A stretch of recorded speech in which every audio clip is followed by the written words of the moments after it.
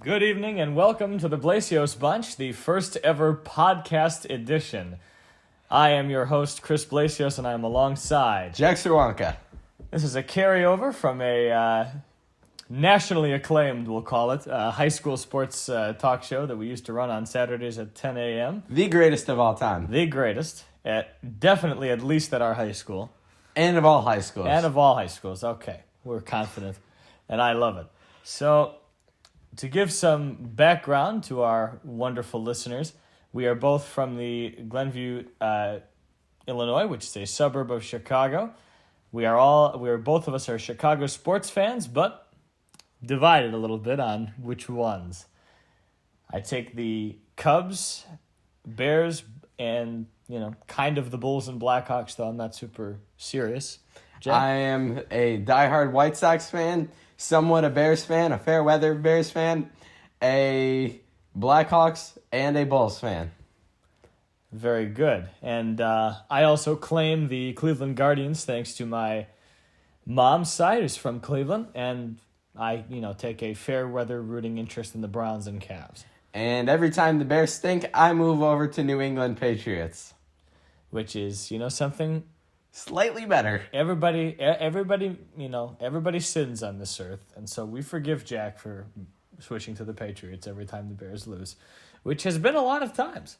And in fact, interestingly, until last night's win over the Commanders, which will be kind of, I think, our first good topic to start with, it should be pointed out that the Bears' last victory came on October 24th against the Patriots in a dominant 33-14 fashion. Well, Mac Jones was struggling at that point in time, but at that point in time we had Bailey Zappi, who was our superstar. Yeah, the Patriots caught Zappi fever for a little while, and in fact, Jones was benched in last Sunday's blowout against the Dallas Cowboys, who have started a 3-1 pace and have looked pretty good except for when they were eviscerated by Josh Dobbs. I don't mean to be down on Justin Fields, especially after last night's performance, but the only reason that Justin Fields hasn't been benched so far in his career is because, first of all, there's nobody better, and second of all, Matt Eberflus is just too scared to do it. Okay. That's the reason Mac Jones was, because Bill Belichick is a smart win first, and the Bears are the Bears. So Matt Eberflus catching an early stray here from the gentleman to my right. I can't disagree. Eberflus has been largely overmatched, and especially ever since taking over his role as defensive coordinator, I have seen an actual decline in his ability to manage the overall game. To give him a little bit of credit, it appears the defense is a bit better until the second half when they allow people to come back into the game. That is because of Eberflus's moronic deep zone defense in the second half, which 2 weeks in a row has gotten the Bears torched. And go ahead. And it's weird because the first half over these last 2 weeks, the Bears' offense has been outstanding. Yet in the second half, not only has the defense collapsed, so has the offense. The Bears were trying to pull another Atlanta Falcons moment. Exactly. On Thursday Night Football against the Commanders. But thankfully, the Commanders would not let them do it. Washington swooped into the rescue for the Bears and handed them that game. I was so surprised about that. Literally hours before that, I was saying it's going to be an 0-17 season. Well, and I think history would disagree that it would be an 0-17 season, but it speaks to the frustrations of Bears fans, including myself, who, the moment Justin Fields was drafted, I was extremely irritated, and now I have watched as my pool of faithless Bears fans in Justin Fields has slowly grown from maybe the 10% it started to, and now it has ballooned well into the majority of the Bears faithful, who at least express serious doubt that Fields should receive a second contract, which I believe would be a catastrophic decision on the part of the organization. I think that it'd be incredibly interesting if we got the first 2 picks of the draft, and then we went Marvin Harrison and Caleb Williams / Drake May. I think it would be an interesting choice, and I think that if you went with somebody like Williams, May, or I think Penix should be thrown into that conversation because of just the way he's looked at Washington this season. I think that really the Bears could be turned around, but again, 2017 they traded up and took Trubisky, which flopped. I mean, whether or not Trubisky was... If there's debates over whether or not he's good enough to start, he's already failed as a number 2 overall pick. So sure, there's people who believe he's better than Fields, myself included, and there's people who think that he could have a starting job if he didn't go to Pittsburgh, and he probably will start this Sunday. But that doesn't mean that Mitchell Trubisky was a success. The fact that Fields has been worse so far. And when people make these claims about Justin, right, and you look at the statistics of this outburst of offense, what this is what Trubisky used to do to the Lions and Vikings 4 times a year. I think Trubisky was incredibly overhated on. Incredibly. During his time here and when he left. Because at least he got the job done. I think Fields has benefited from a lot more plausible deniability, meaning that the teams have undeniably been worse with Fields than they were with Trubisky. But, I mean, I point to the fact that in 2021, warning signs should have been thrown because Foles and Dalton were 4-3 as a joint duo of Bears quarterbacking, and Fields was a lowly 2-8. With last night, he is up to 6 career wins in 3 years. There we go. We're on an average of 2 a year. That's progress. Congrats, Justin. Good grief. Baker did that in his rookie year with a team that won 0. That's a really depressing statistic to look at. It's a challenging situation to me for what the Bears can do because at this point, you keep trying to fix the offensive line. And every year, it's the story that the Bears have not been able to protect Justin Fields. And at some point, it's like, okie dokie. When are we going to just admit to ourselves that Justin Fields cannot protect Justin Fields? Because I have watched him run right into the pants of his offensive lineman or a charging pass rusher at least 7 or 8 times a year. I have seen him at least 10 times a game wait and hold the ball for at least 10 seconds. And the numbers actually suggest that the Bears have a top 5 to top 3 offensive line. And I remember I had... many years now. And for those of us who are unfamiliar with the WGBK radio station and did not hear any Blaseos bunches before it, it should be pointed out that this gentleman was not always such an anti-Fields young man. I had to convince him that the offensive line was, in fact, not as big of a problem as Instagram had told him.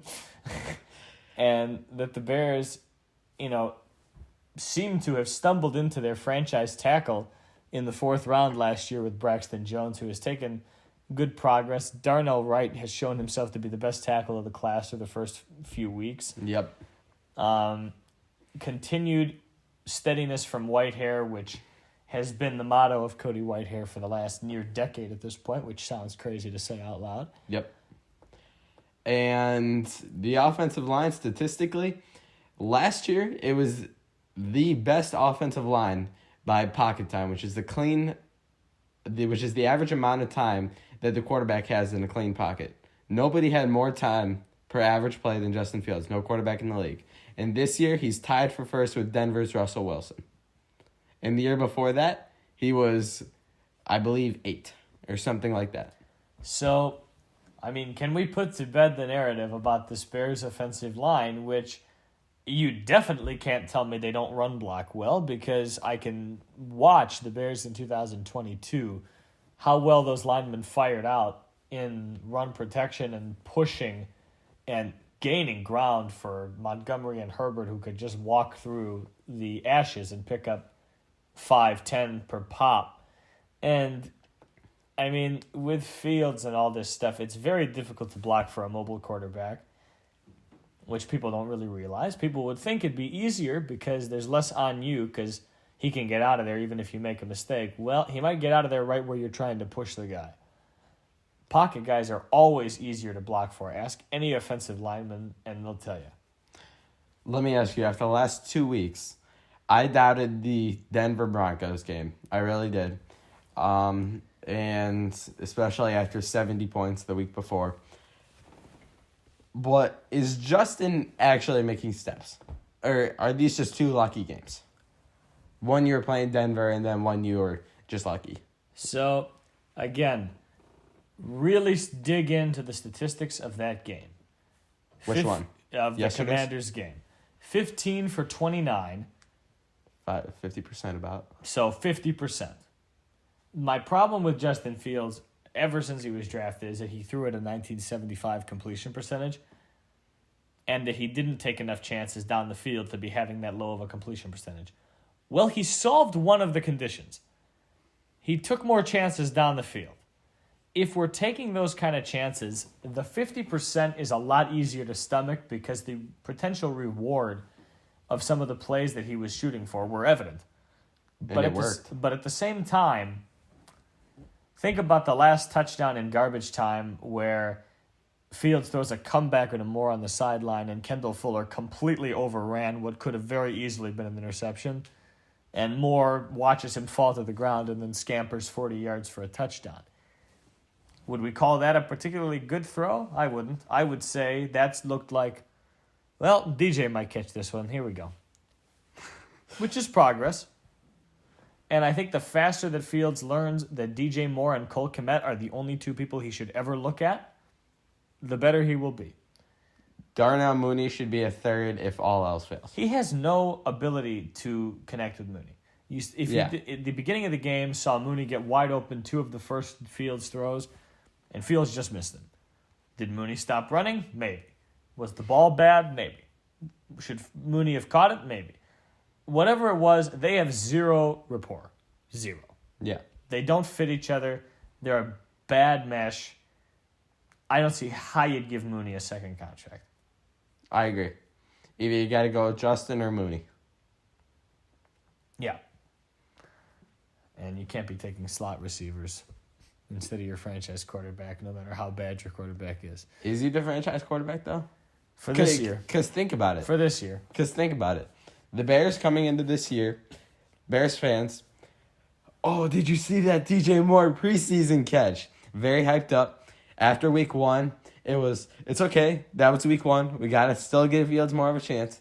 After week 2, they were starting to get some doubt crawling into people's brains. Week 3, they thought he stunk. I knew people who literally burned their Justin Fields jerseys. And then there was last week, and then the same person who was burning their Justin Fields jersey came to school with a new Justin Fields jersey. And I think this gentleman needs to perhaps be watched carefully for volatile emotions and bipolarism, because that is a... That was not me. I mean, that is... Well, I'm not saying it's him. I'm not saying this is Jack at all, but what I am saying is that, my goodness, if you're burning Justin Fields jerseys and then walking in with a new one, my answer would just be don't buy the Fields jersey. I think he's got like 5. Oh, God. 1 for each win. Almost. He needs to get a new one. One more new one. Yeah, one more. Let's get another one. Let's get a blackout one. Do the Bears even have a blackout? They may not. That's all fine with these stupid Bears. Oh, well. Next week they will play the Minnesota Vikings, who also are a 1-win catastrophe. Weirdly 1 win, though. Yeah, and I don't think that the Vikings will have much of a problem putting up points against the terrible Bears defense. Completely agree, especially if half our secondary is still injured. And they're dominant enough against a healthy secondary. And the one thing I can give Eberflus credit for is he has started to put together some adventurous blitz packages, which Alan Williams refused to ever blitz ever. Yeah. Which was to the complete detriment of every single man on the Bears defense and the Bears in general. they need to blitz to get pressure because their front four is undeniably the weakest aspect of an already terrible defense. Easily a top 3 worst in the league. Yeah. Unarguably.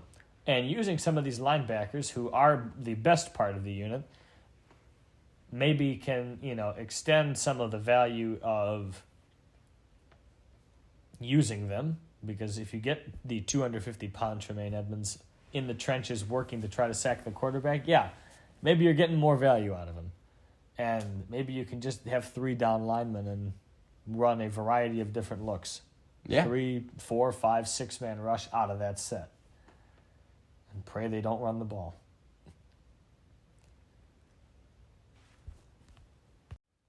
And welcome back to the Blaseos Bunch here. I'm Chris Blaseos with Jack Czerwionka. Okay, so we have kind of taken care of some of the Bears news from Thursday Night Football. Let's dive in here to the news of sports here. The MLB playoffs of 2023 have already kicked off with the conclusion of the 4 wildcard series. And in a word, sweep. Agreed. All 4. Predictable sweeps, too.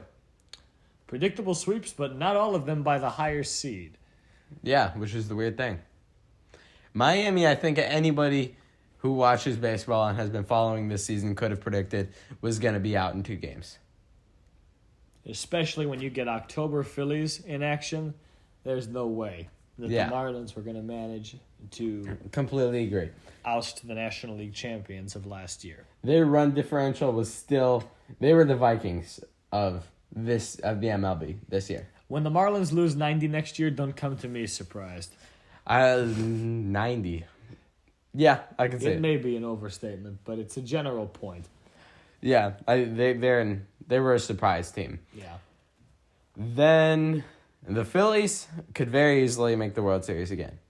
That's actually going to be one of the most competitive playoff matchups I've seen in a very, very long time. Anybody who believes that the Braves will roll the major leagues for the playoffs does not fully understand how the MLB playoffs work.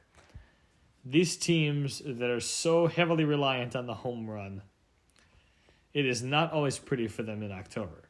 Because when they face high-end pitching, which the Phillies have 2, I don't care that Aaron Nola had a down year. When you put Aaron Nola in October, he's different. He's reset. You saw him against the Marlins. It is the traditional guy we're used to seeing, Aaron Nola. And then when you put him up against the Dodgers team, who has always been consistent no matter what the roster is over these last 10 years, with high contact bats, high power bats, always some of the best defense in the league, and some down pitching this year, but still very solid. Yeah. Very solid enough to get by, especially with the hitting. The question for the Braves will be, as they enter next season, if they do not win the World Series, which I do not believe they will, their question will suddenly become, okay, so what is our pitching staff next year? Because they have some questions to answer.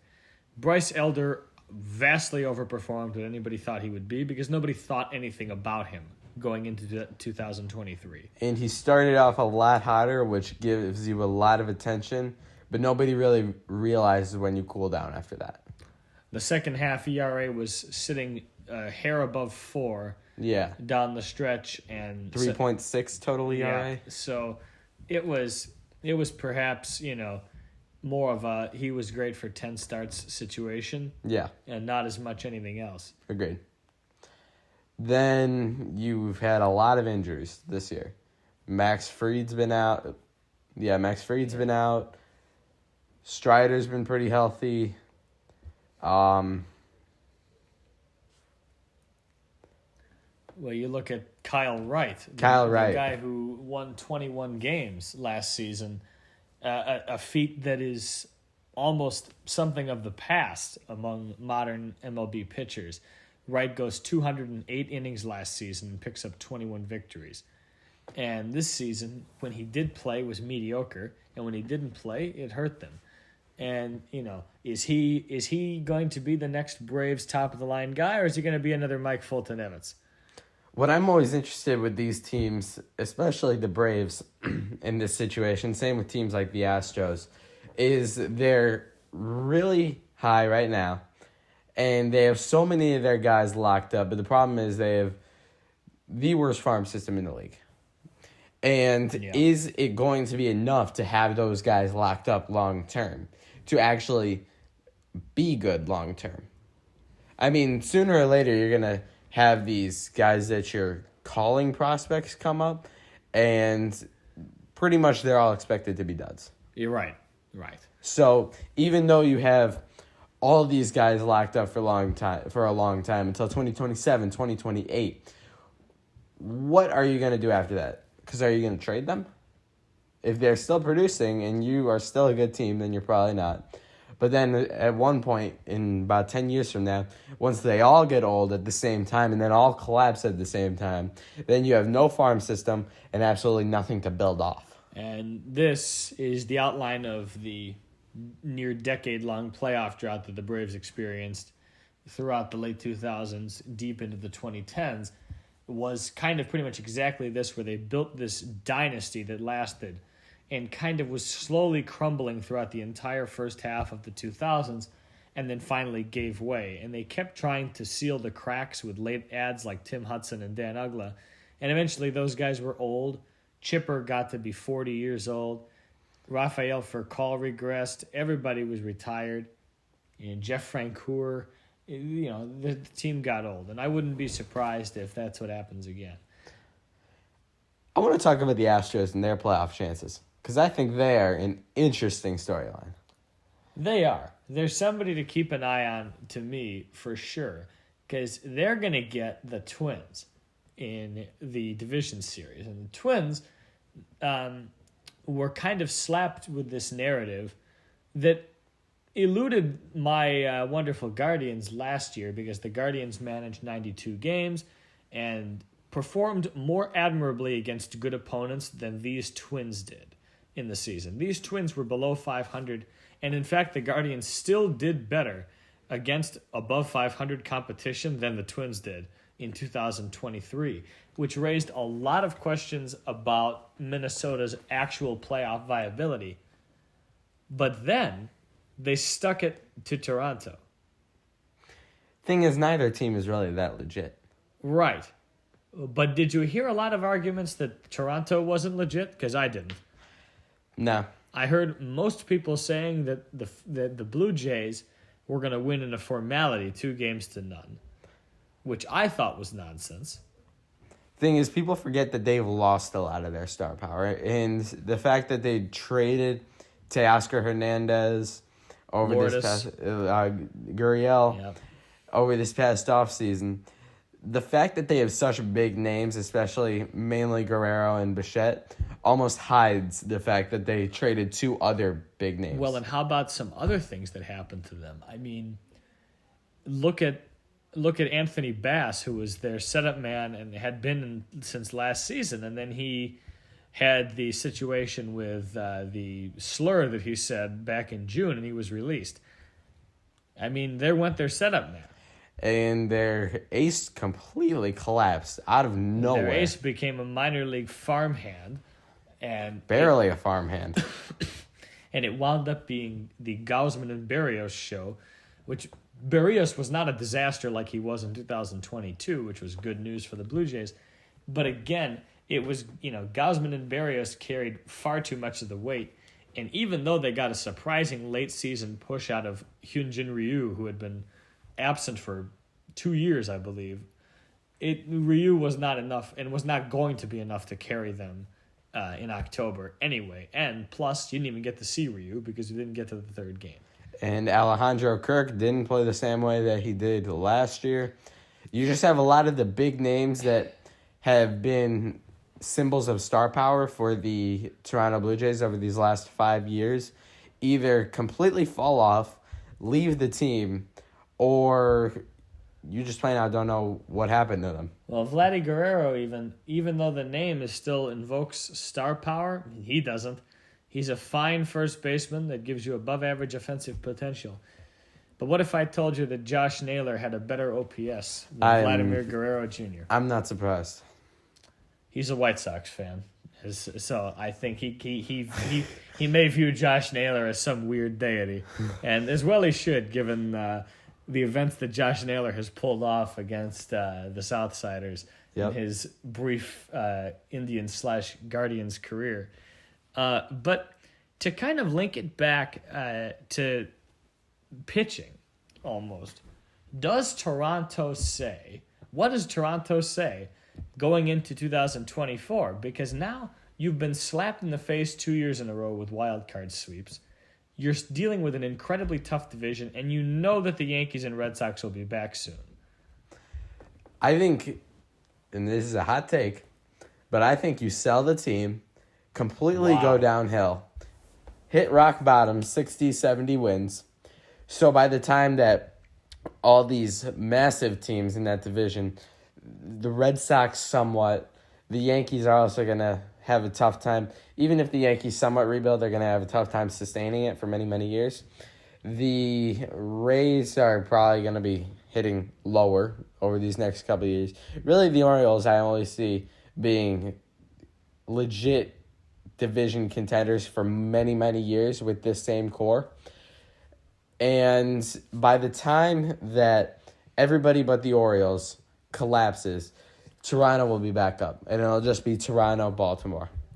I'll tell you, I would caution that I do not think the Orioles will be the same team structure that they are right now in 3 years. Why? They will have fundamentally different people. Why? Because I can tell you, looking at Cleveland's roster in 2016 versus 2018 or 20 when they made the playoffs later on, the holdovers were slim. The core guys maybe stayed, but man, everything around them changed. I would be shocked if Bautista was still their closer 3 years from now. I think Gunnar Henderson, Adley Rutschman, Jackson Holliday will still all be there. But where does the money come from for pitching? How much faith are you going to have that Kyle Bradish and Tyler Wells are going to come back next season? I think you got to spend on the pitching. Yeah. More than anything. I think you got to get out there and get some big name for next year. And does Orioles management, which has historically been some of the cheapest in baseball, are they going to finally spend on the best team in the American League? Well, you'd hope so. But sometimes these owners can use that as a reason not to spend. Exactly, because they say that we got 103 wins this year and we had the second lowest payroll. Why can't we get 103 wins next year with the second lowest payroll? Right. That is, that's a deeply personal subject. I can definitely recall many players that have just left from Cleveland, from any of these small market teams, and they just leave because they're not in. Nobody wants them back, and it's not because they're anything less of a player. It's because they just won't pay them, and that's just the reality of this specific cap structure, or lack thereof. But at the same time, the Yankees, Mets, Padres, where are they? At home. Exactly. Paying does not win you games, but paying can propel you, can let you have the final push from being a good team to a great team. Agreed. But paying does not get you from a bad team to a good team. Agreed. And I think if you look for Toronto, what do they need to do? Well, if you decide to make a World Series push, I think you give the Detroit Tigers a call and say, what do you want for Skubal? And you go and you get probably,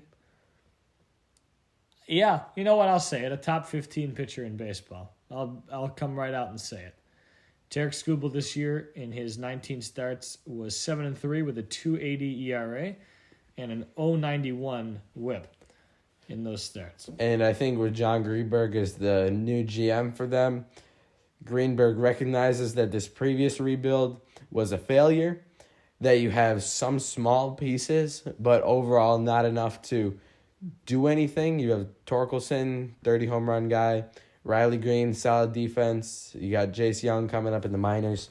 But overall, those three guys and Skubal is not going to propel you anywhere. And why hold on to Skubal before he has a second catastrophic arm injury that kills his value? They might think that he's going to have an even better of a year than he did this year. Is the thing. Yeah. But that's a risk that they're taking. I don't. I mean, Skubal, I think this will be the highest value Tarek Skubal possesses for the rest of his career.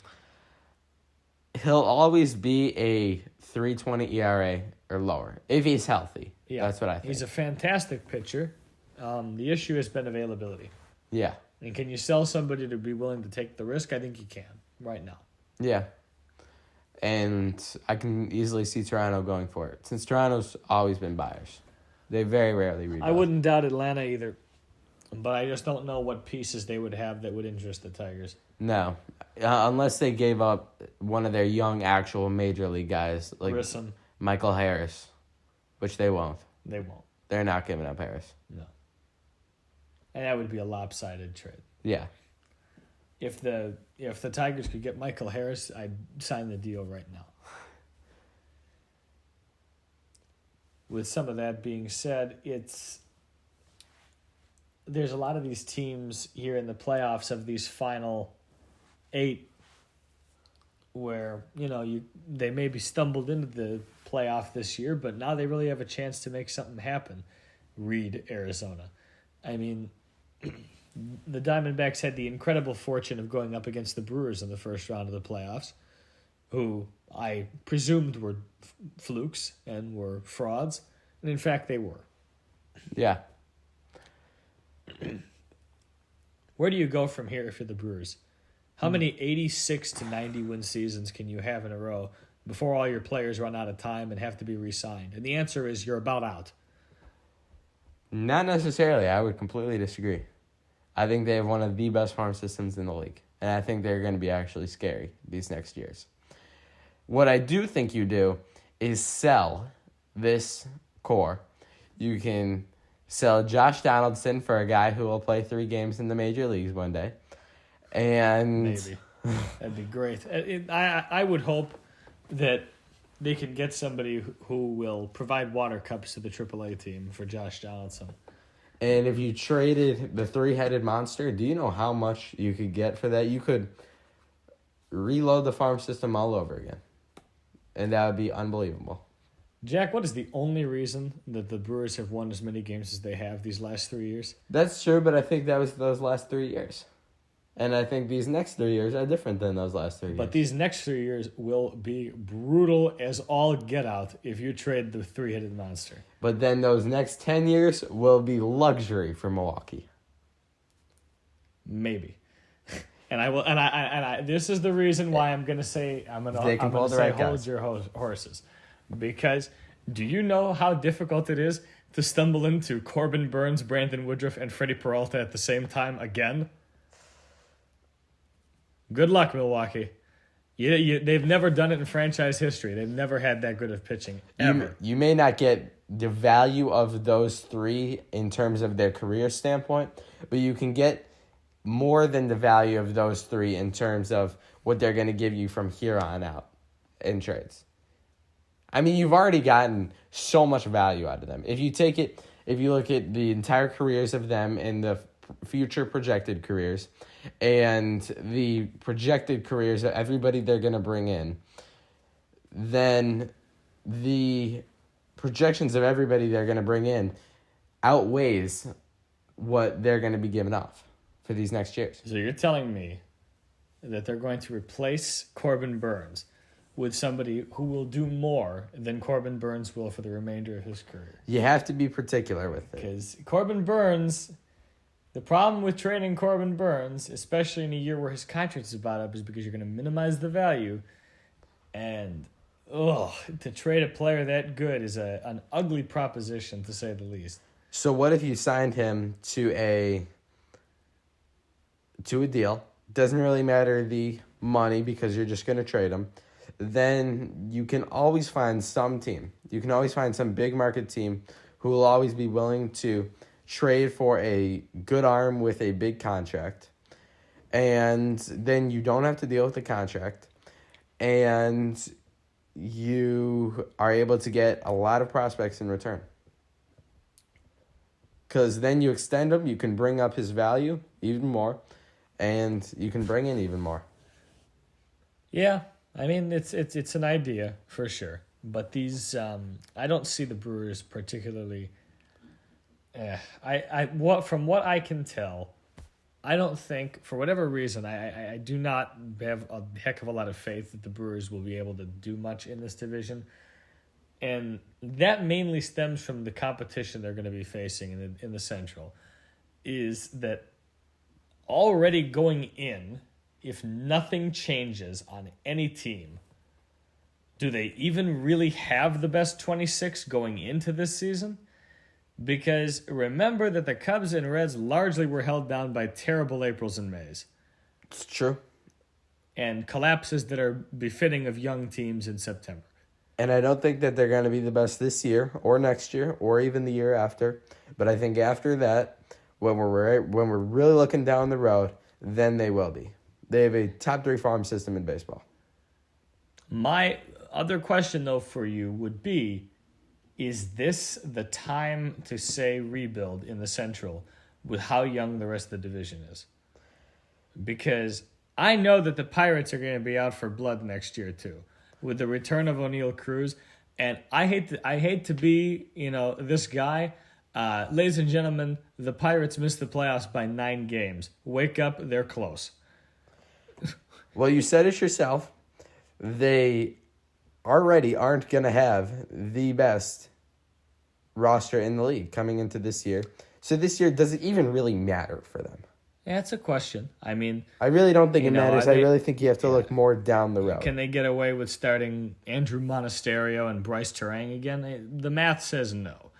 The math says no, they cannot get away with such a thing. And if both the Reds and Cubs best players don't miss significant portions of time throughout the season, with the Reds, look, I mean, Matt McClain disappeared down the stretch, and though everybody was paying attention to Ellie, people who were watching the Reds know who was winning those games, and it wasn't Ellie De La Cruz. No. Ellie De La Cruz was an exciting player, yeah, but he was only like a 260 hitter. The real brawn of the Reds uprising was from Spencer Steer, Matt McClain, and TJ Friedel, along with the emergence of Andrew Abbott, who collapsed in September. Yeah. Which is typical of a young starting pitcher who has thrown too many innings. But it's progress. Which, I mean, makes it extremely impressive whenever young pitchers do not collapse late in the season. Reed Tanner Bybee, who finished below 3 ERA with a 10-4 record as a rookie. I mean, that's extraordinary. Most of these kind of people do not have those kind of rookie seasons, even if it starts well. Or it'll start terribly and they figure it out at the end. I agree. Look at, even in Pittsburgh, the young guy Quinn Priester. That kid was a disaster this season. Yeah. ERA near 8. Whoa. Nightmare. It's higher than I even thought. I mean, they brought him up with Henry Davis in the youth movement when they were sensing that their season was going to slip away. And Quinn Priester was a guaranteed loss for them. And he wound up not even really being an everyday starter entirely. But, that Pirates team, a lot closer than people want to think it is. Thing is, on paper, are they good enough? Well, no, I don't think so. I agree. And as much as I hate to say it, you can never completely count the Cardinals out in the Central. And I know that they had a just pitiful season this year, but you still have a top 3 first baseman in the league, and you still have a top 3 third baseman. You may have the 2 best corner players in the division. And one of the best corner duos in history, I'd say. Right. And they still may be the 2 best first and third basemen in that division, with the notable controversy of that statement being who? I think no one. I don't think anybody really holds up to Goldschmidt and Arenado. No, even though except their lack of team success. Yeah, as weird as it is to sound, potentially with Goldschmidt's decline, perhaps Candelario this one season, by offensive and defensive metrics, maybe he was a more valuable player than Goldie, but I wouldn't know. I wouldn't say. Yeah. I assume War would say because Candelario had a good defense, but personally, I don't believe he did. Yeah. Scary that... try telling us in April that Jamer Candelario might be the second best corner infielder in the Central. Yeah, I know. Try Wild telling us at statement. the beginning of the year he would be in the Central. Yeah.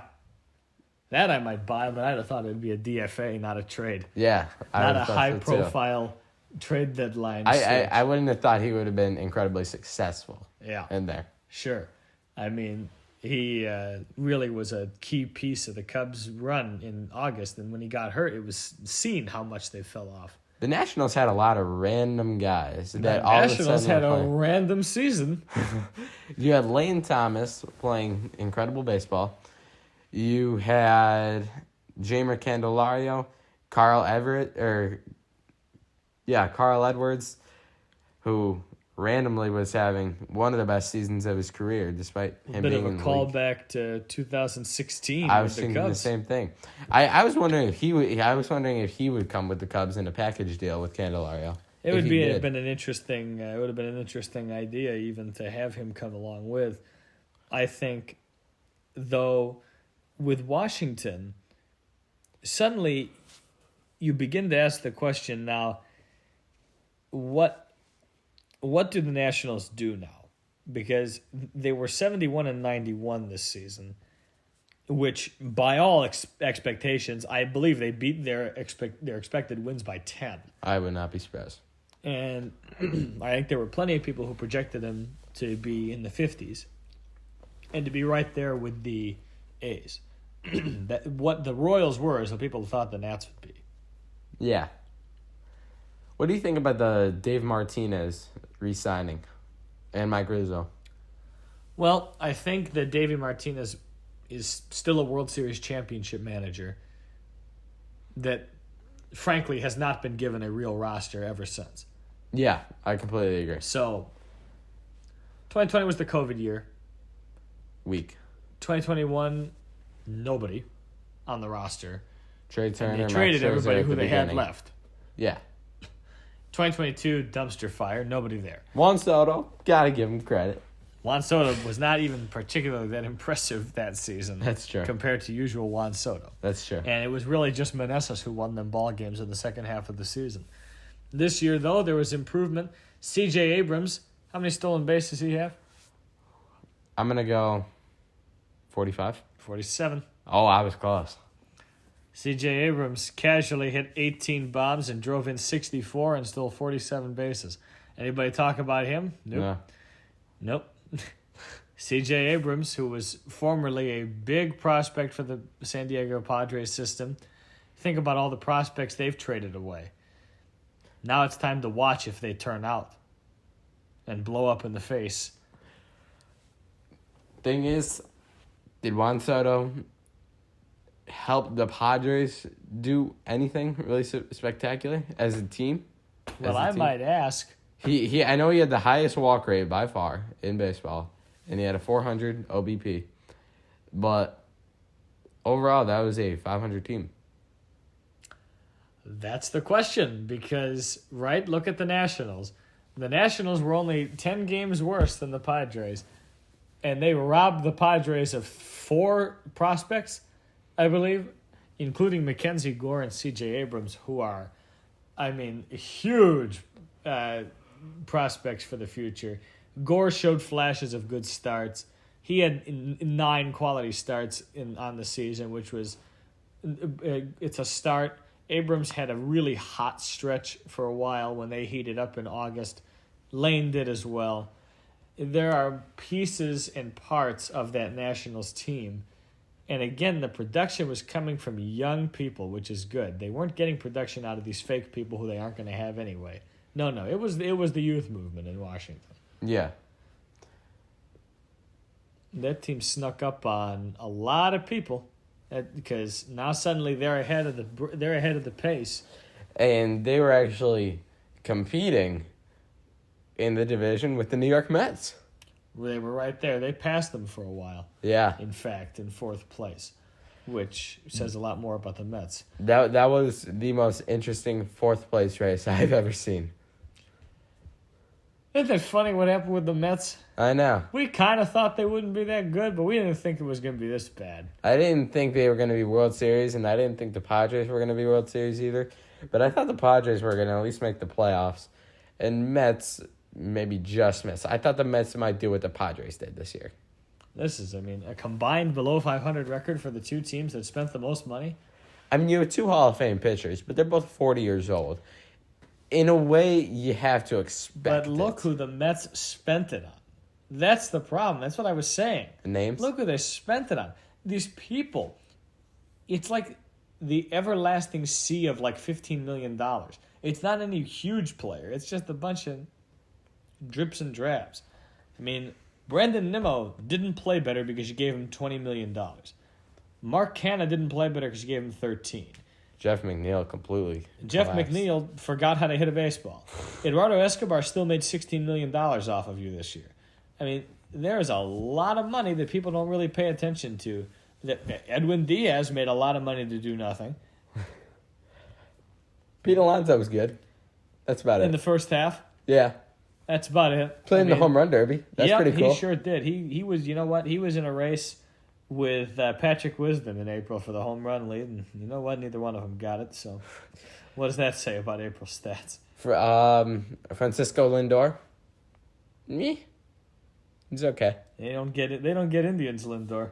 No. Francisco Alvarez, I think he was a bit of an overrated prospect for his time, but hits some home runs. He's a catcher. He's gonna get a million chances. Yeah. 25 home runs at the catcher spot. Think about how much people love up Cal Raleigh in Seattle. And he's essentially what Cal Raleigh is. He's the next Gary Sanchez. Francisco Alvarez is. You do? You think so? I think so. I think eventually he's just going to be dancing around the league because the catchers cannot sustain their power. And if you're not a contact hitting catcher, you're not going to have a secure job. There you go. Yeah, welcome back to the final section here of the Blaseos Bunch. I'm Chris Blaseos with Jack Czerwionka. So, having hit some of the playoffs, let's talk about a team that, never makes them. The Los Angeles Angels of Anaheim. Who have Shohei Ohtani leaving this offseason, most likely. And a injury-prone pitcher, highly overrated. And although he can successfully do both, I don't think he excels at both. Each season he picks one to excel at, and then is a solid, slightly above average for the other, but he's not elite at both. And he will not win your team and push them to the playoffs. We have seen the prime of Ohtani. He is not worth $600 million, or $500, or $400, or even $300. But then again, I don't say anybody is worth $300 million. Nobody on a baseball field could possibly be worth that much money because you can't force them action. Exactly. They have 4 at-bats a game. Exactly. And a couple plays. Pitchers pitch every 5th day. Exactly. To me, the strategy with Ohtani is simple.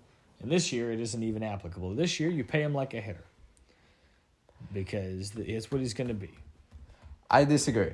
I am going to pay him a 1-year deal, a monstrous amount of money, and then trade him immediately as soon as he signs.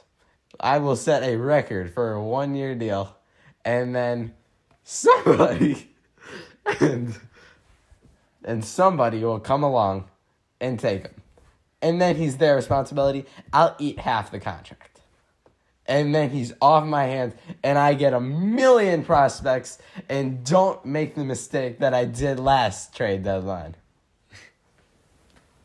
Now that's a bold strategy here outlined by GM Jack on the Blaseos Bunch. For me, I think the appropriate handling of Shohei is that he is obviously a talent the likes of which the MLB has not seen.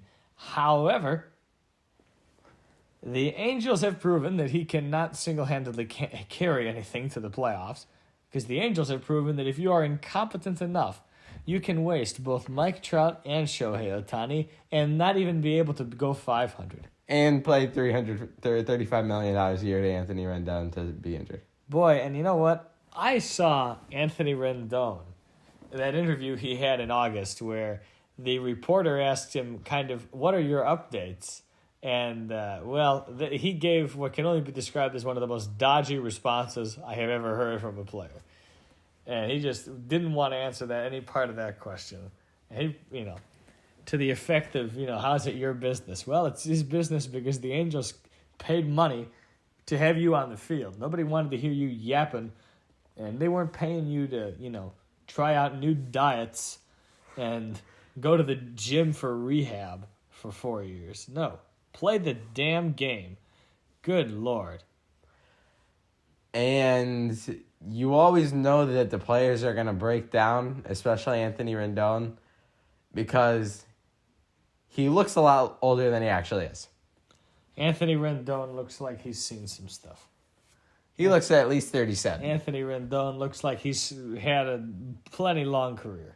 That beard ages him at least 5 years. Yeah, well, that's like me.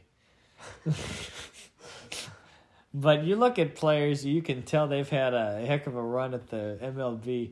What about Yan Gomes? When you look at Yan Gomes... And yet he is still producing. He's still producing. 270 average this year. Look at his face. He looks so tired whenever he plays. He's like, oh, for heaven's sake, I'm playing again? This is my 15th year catching. What am I doing to my body? You know what I've always noticed? When you go back and look at players 100 years ago and older than that, Babe Ruth, Lou Gehrig, Ty Cobb. Sure. They always look a lot older than they actually are. And I don't know what it is. Christy Mathewson. I mean, Ty Cobb looked like he was a 40-year-old man when he was 30. Tough life. Yeah. They were further along in their total lifespan than these guys are now. And I don't think there was much exfoliating for skin in these days. I don't think anybody had a skincare routine like they do now. You know those guys are coming home and doing their 3 rounds of... They always got their sunscreen on. Yeah, they got their SPF. Those guys didn't even know what SPF meant in 1905. And these people now, with the guys that do look aged, they look like they've seen a heck of a career. Jose Abreu looks like he has 4 grandchildren. Yeah. Even Altuve is looking older nowadays. Even Chris Bryant looks old. Well, I think Chris Bryant is stressed. Yeah. And he's decided to have that awful beard. Charlie Blackmon looks the exact same age he has for the past 10 years because you can't tell how old he looks. I've always thought he was at least 35. He's been 35 for 20 years. I swear, the beard ages you so much, especially the full-on caveman Think type about beard. Jason Worth and how old he used to look. Exactly. And now here we are talking about the hair of players. Even Ryan Fitzpatrick looks significantly older than he actually is. Absolutely. How about Brandon Marsh? This is an important topic. Brandon Marsh's hair, the way first of all, why he wears his hair in the front is beyond me as a baseball player. The only person I've ever seen. Also, why does it always look like he was just in the shower? Have you ever noticed that Brandon Are you calling Marsh him slimy? No. His hair is wet. Always. It's like it looks very slick at all times, and it's wet. Like some of these guys, and I get, sure, you're sweating, right? That's what somebody told me when I said, oh, of course, he's just sweating. It's baseball. I said, how come when he walks onto the field, it's like that? Post-game, like that. I'm sorry. It's a complete tangent, but I would like to point out, my goodness, Brandon Marsh, does he have one of those beautiful handheld showers? One of those handheld shower dispensers? Well, those are not shower dispensers. I've made up a word that he would use to wet his hair all the time. Modern showers. Good Lord, I finally got it, Jack. But not before I said shower dispensers. I think that Kyle Schwarber and Bryce Harper have also aged. Absolutely. Not as much as some of the other guys that we've been naming, but you go back to their rookie years about 10 years ago for both of them. I know they are 10 years older, but they look significantly They older sure do. than they would if they Like just a shaved it. president Yeah, coming out of the Oval Office. And, I agree. Appearing to have aged 20 years and 8. Yeah. Or something along those lines. It really is a heck of a situation. You don't know why. You don't really understand what makes them age like that, but some people just do. To get back kind of to the Angels, which I believe is where we started this ungodly tangent. I forgot about that. There are too many players on that Angels team that don't seem like anybody's really trying to do anything. How many years have they pushed David Fletcher on their fan base 150 games a year? I think that's at least 5 or 6 now with David Fletcher. And the bottom line is he's the same David Fletcher every year. He's not good. He's okay defensively, and he's a bad bat. And another mistake that they keep making is they're bringing up their new draft picks unbelievably fast. They play 8 games, hit 300, and all of a sudden they have hit 300 in that league consistently for 3 years. So let's bring them up to the majors. Look at Zach Neto. Neto, yep. May. In his true rookie season, he was brought up in May. Yeah. And he was by far the first guy of last year's draft, 2022 draft, to be brought up. There were barely any others, and the rest of them came in September. Yeah. There are a lot of people who are in the first round from 2021 and 2020 that still haven't scratched it. Dustin Kjerstad, for example. Exactly. Colson Montgomery hasn't even made it to AAA. Colson Montgomery. I mean, but if you just look at Colson Montgomery's best 8-game stretch in AA, you're gonna think he's the next superstar of the MLB, and you're gonna bring him up right away. And that's exactly what the Angels have done with Zach Neto and all of these other guys. And I'm worried 90% of these guys are gonna flop, and then you'll have one guy who was actually solid and will make a couple of All-Stars. Right. And they have, because they've become desperate, and there's a lot of their players. Marsh, they sold off before he got good because they got tired of him.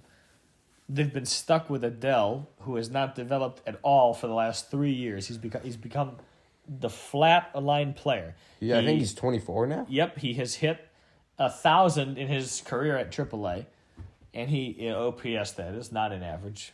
Heavens, I just wanted to clarify that one. And his big league OPS is 564. Yeah.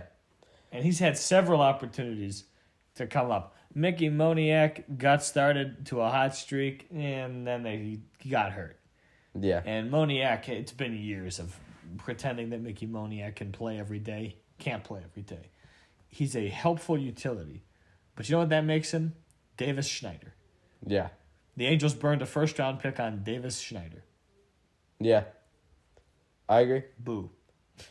And with the pace that they're on, they are just going to stay with this reputation that they've built for themselves for more and more years. Yep. I mean, there's not an end in sight for these guys. Not even a little bit. I agree. Yeah. And it's their own fault. They've had so many opportunities to have an end in sight. Oh, if you make this move here, then we might be good in 2024. If you make this move back in 2020, we might be good in 2025. And look how many prospects they gave up I know. for Reynaldo Lopez and Lucas Giolito, who ended up as Guardians by the end of the month. I mean, come on. Same with Randall Grichuk and CJ Cron. Yep. They gave a bunch for those. And all they did was lose no matter what. I was actually really excited. I didn't think that they were going to be World Series or anything, but... Hopefully we'll at least see Ohtani in October, right? Yeah, that would have been cool. Nope. Too bad for you. No fun for you. Yeah. The MLB said, no way. Well, with that, unless you have anything else, I think we are good for the first podcast edition of the Blaseos Bunch For Jack Czerwionka, and for everybody else who was ever a part of the former Blaseos bunches, I am Chris Blaseos signing off. We hope we made your day 1 hour better. See you next time.